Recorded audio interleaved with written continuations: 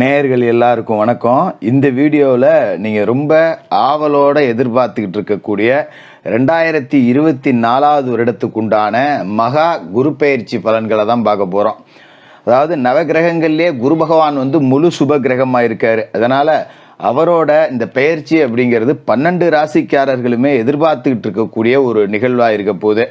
அப்படிப்பட்ட நிகழ்வு மே மாதம் 1ஆம் தேதி, அதாவது குரோதி வருடம் சித்திரை மாதம் 18ஆம் தேதி பகல் 1 மணிக்கு முழு சுப கிரகமான குரு பகவான் மேசராசியிலேருந்து ரிஷபராசிக்கு மாற போகிறாரு. அதாவது செவ்வாயோட வீடான மேசராசியில் தன்னோட நட்பு வீட்டில் இருந்த குரு பகவான் இப்போ பகை வீடாக இருக்கக்கூடிய ரிஷபராசிக்கு சுக்கிரனோட வீட்டில் போய் உட்கார போகிறாரு.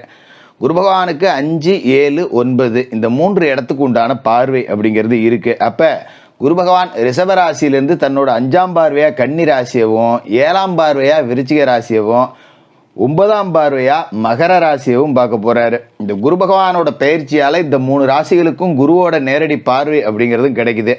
அப்போ இந்த மேசத்திலேருந்து ரிஷபத்துக்கு பயிற்சியாகக்கூடிய குரு பகவானால் உங்களோட ராசிக்கு என்னென்ன பலன்கள் கிடைக்க போகுது அப்படிங்கிறத முழுசாக நாம் இந்த வீடியோவில் பார்க்க போகிறோம்.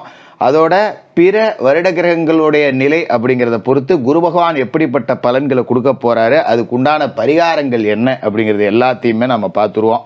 கடகராசி நேயர்களே, உங்களுக்கு இந்த குரு பகவானோட பயிற்சி எப்படி இருக்குது அப்படின்னு பார்த்தோம்னா, இந்த குரு பகவானோட பயிற்சி அப்படிங்கிறது கடகராசிக்காரர்களை பொறுத்த வரைக்கும் ஒரு ரொம்ப நல்ல செய்தி அப்படின்னு தான் சொல்லணும். ஏன்னா இருக்கிறதுலே மோசமான காலகட்டம் அப்படிங்கிறது எது அப்படின்னு பார்த்தீங்கன்னா அஷ்டம சனி. அந்த அஷ்டம சனி காலகட்டத்தில் தான் நீங்கள் இருக்கீங்க. அதே நேரத்தில் குரு பகவானும் பார்த்தீங்கன்னா உங்களோட ராசிக்கு 10ஆவது வீட்டுக்கு வந்துட்டாரு. அப்போ 10ல் குரு இருந்தது பெரிய தொல்லை, அதுக்கு மேலே அஷ்டமத்தில் சனி இருக்கிறது பெரிய தொல்லை, இப்படி ரெண்டும் போட்டு உங்களை பாடுபடுத்துச்சு பார்த்தீங்களா. இப்போ குரு பகவான் சித்திரை மாதம் 18ஆம் தேதி குரோதி வருடம், அதாவது மேவுக்கு 1ஆம் தேதி, ஆங்கில மாதம் மே மாதத்துக்கு 1ஆம் தேதி உங்களோட ராசிக்கு லாபஸ்தானத்துக்கு வராரு. அப்போ அஷ்டம சனியோட தாக்கம் அப்படிங்கிறதுலேருந்து நீங்கள் கொஞ்சம் கொஞ்சமாக காப்பாற்றப்பட போகிறீங்க. ஏன்னா குரு பகவான் 10ல் இருக்காரு அப்படிங்கும்போது 10ல் குரு பதவியில் மாற்றம், அஷ்டமத்தில் சனி இருந்ததுன்னா வரக்கூடியது நல்ல மாற்றமாக இருக்காது, கெட்ட மாற்றமாக தான் இருந்திருக்கும். அப்போ 10ல் குருங்கிறது பதவியில் நாசம் அப்படிங்கிற மாதிரியும் பண்ணியிருக்கோம். உங்களை நிறைய பேர் செஞ்ச வேலையை விட்டுட்டு வேறு வேலைக்கு போயிருப்பீங்க. வேறு வேலைக்கு போனோம்னா அதுக்கு இருந்தது எவ்வளவோ தேவலாண்டா அப்படிங்கிற மாதிரி ஆயிருக்கும். அதுமாதிரி பார்த்தீங்கன்னா சொந்த தொழில், தெரிஞ்ச தொழிலை செஞ்சுக்கிட்டு இருந்திருப்பீங்க, லாபம் கம்மியாக இருக்குது, முதலீடு போட காசு இல்லை, பல பிரச்சனை அப்படின்னு சொல்லிட்டு அதை விட்டுட்டு வேறு தொழிலுக்கு போயிருப்பீங்க. இப்போ அதுக்கு இது எவ்வளவோ தேவலாண்டான்னு உள்ளே வந்தோம்னா அது எவ்வளவோ தேவலாண்டாக்குற மாதிரி ஆகிப்போச்சு, தெரியாமல் வந்துட்டேன் அப்படிங்கிற மாதிரி தான் இருக்கும். அதுமாதிரி குடியிருக்கிற வீட்டில் மாற்றமாக இருக்கும். ஒரு 3000, 4000 வாடகைக்கு ஒரு வீட்டில் குடியிருந்திருப்பீங்க, வீட்டை காலி பண்ண சொல்லியிருப்பாங்க, இப்போ 5000, 6000 செலவாயிருக்கும். அதுமாதிரி ஆஃபீஸில் ஒரு ட்ரான்ஸ்ஃபர் போட்டு விட்ருப்பாங்க. ஏதோ வீட்டுக்கு பக்கத்துலேயே வேலை பார்த்துக்கிட்டு இருந்தேன், காலையில் 8 மணிக்கு கிளம்பி போனால் 9 மணிக்கு ஆஃபீஸுக்கு போகிற கண்டிஷனில் இருந்தது.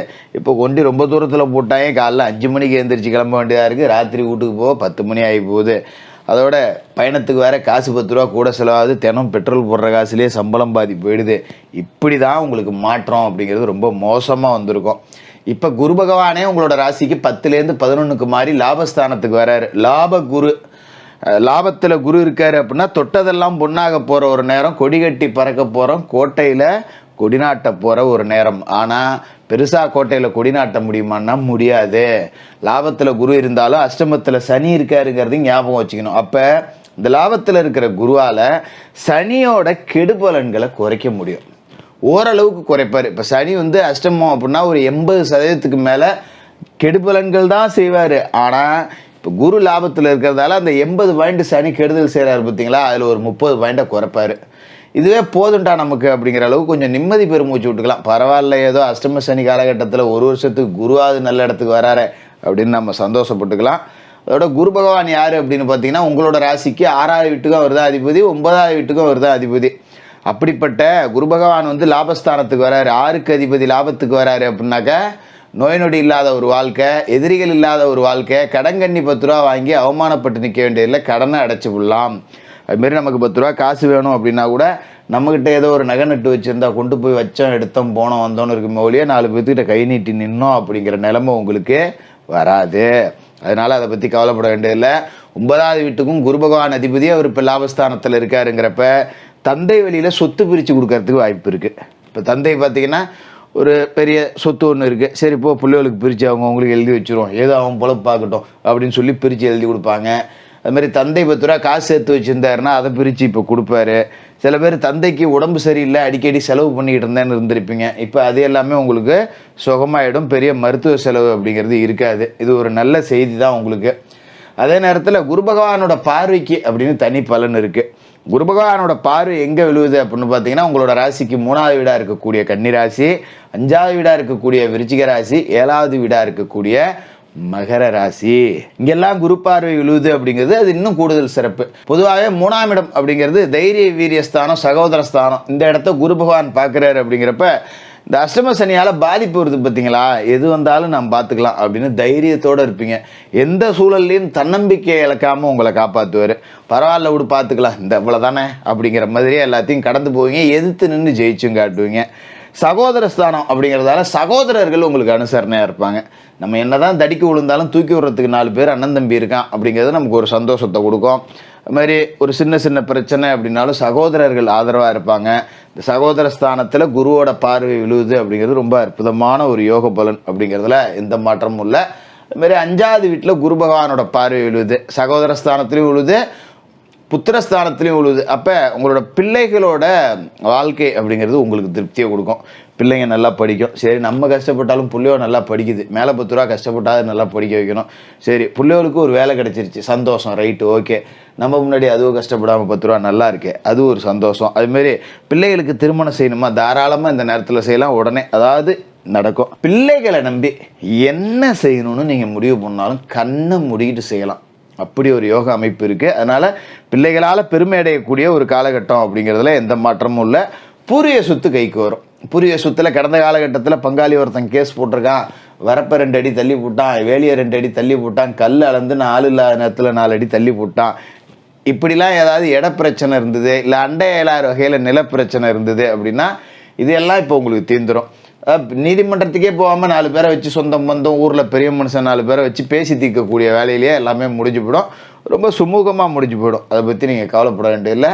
அதோட குரு பகவானோட பார்வை அப்படிங்கிறது ராசிக்கு 7வது வீடான மகர ராசியில் விழுவுது. மகரத்தில் குரு பார்வை விழுவுது அப்படின்னா 7வது இடம் அப்படிங்கிறது களத்திர ஸ்தானம். கூட்டு தொழில் சிறக்கக்கூடிய ஒரு நேரம்.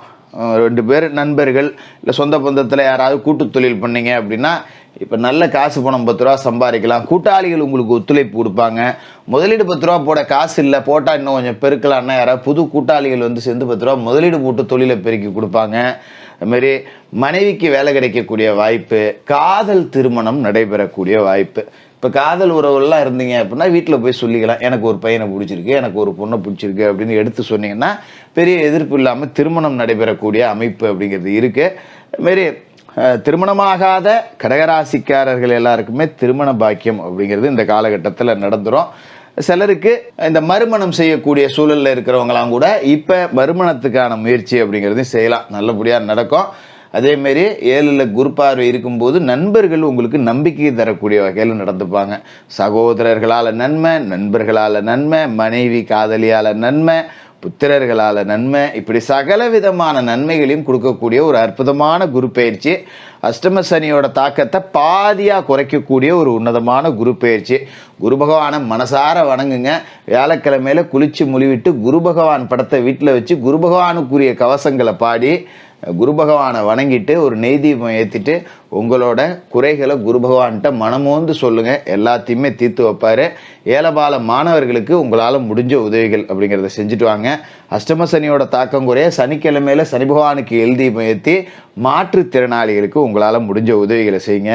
இந்த குரு பயிற்சி காலம் அப்படிங்கிறது உங்களுக்கு நல்ல செய்தி காத்திருக்கக்கூடிய ஒரு காலகட்டமாக இருக்கும். கடகராசிக்காரர்களுக்கு வாழ்த்துக்கள்.